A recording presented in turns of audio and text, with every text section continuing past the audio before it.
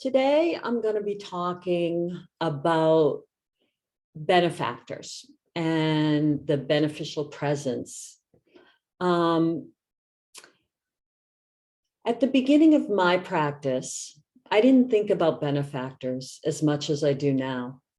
And it's really evolved for me over time. We've talked about this path of meditation practice as a slow process. And of course, it's always evolving. So I'd like to share my story with you about my benefactor and the power of this presence in developing my holding environment here. So many years ago, I met this friend in a pregnancy group when we were all pregnant with our first child, about 27 years ago. We went on vacations together.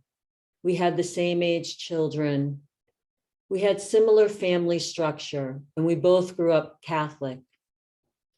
She was older than me and had more life experience. We spent a lot of time together. And out of the blue, she was diagnosed with an aggressive cancer. It was sudden. She was healthy and exercised and ate the right things. She did all the things. So it was what most of us fear the most. And I'm now the age she was when this happened. She found out that she had about 6 months to live. And this was, as you can imagine, an incredible shock to the whole community. I remember being even closer with her through this time. She was so generous in sharing this experience with me. I always thought we would raise our kids together, and I couldn't imagine doing this without her. I couldn't wrap my mind around this.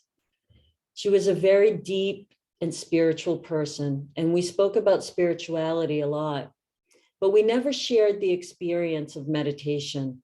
And I knew she was a meditator. She mentioned so gently that meditation would be of great benefit to me.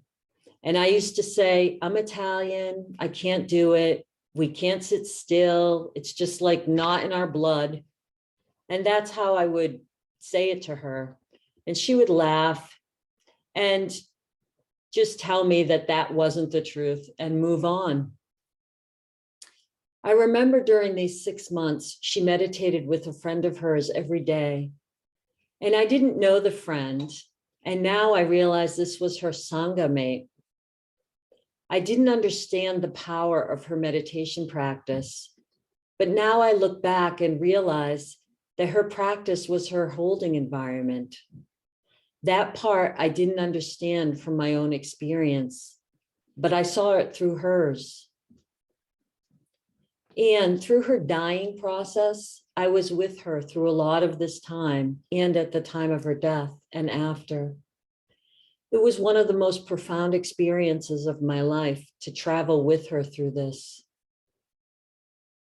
I remember one conversation we had. We talked candidly about a lot of psychological things. And I said to her, aren't you angry? Don't you feel angry about this? Your kids are young. You're not going to see them grow up. And I know I felt so angry. And she said, I'll never forget it. She said, I'm not angry. I'm sad. And there's grief, of course, but I'm at peace.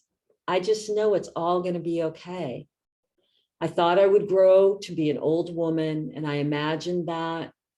But I don't know. Anger is not the thing I feel. I feel present. I feel like I want to be here as long as I can be here. And I know my kids will be okay. My partner will be okay. And I know I'm going to be okay. I'm going to be okay.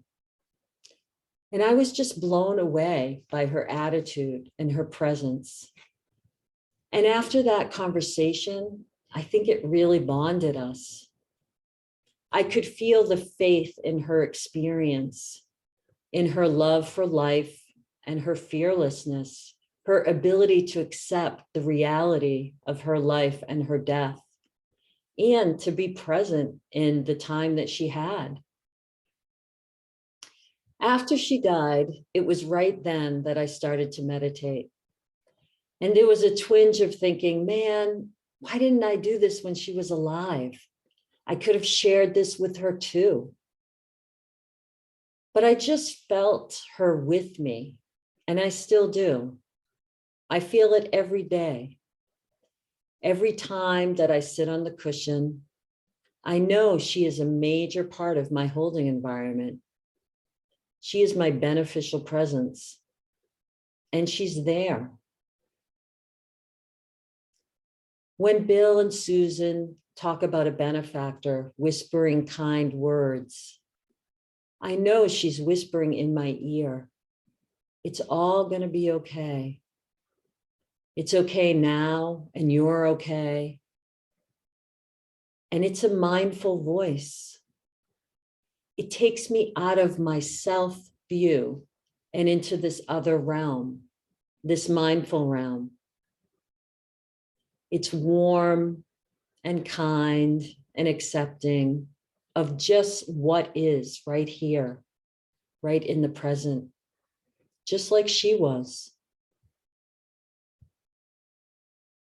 So the beneficial presence can be a huge part of our practice. It reminds us that we share this lineage. People have come before us, and people will come after us. And we can hold all of that mindfully, all of that in a warm way. And it makes up our holding environment.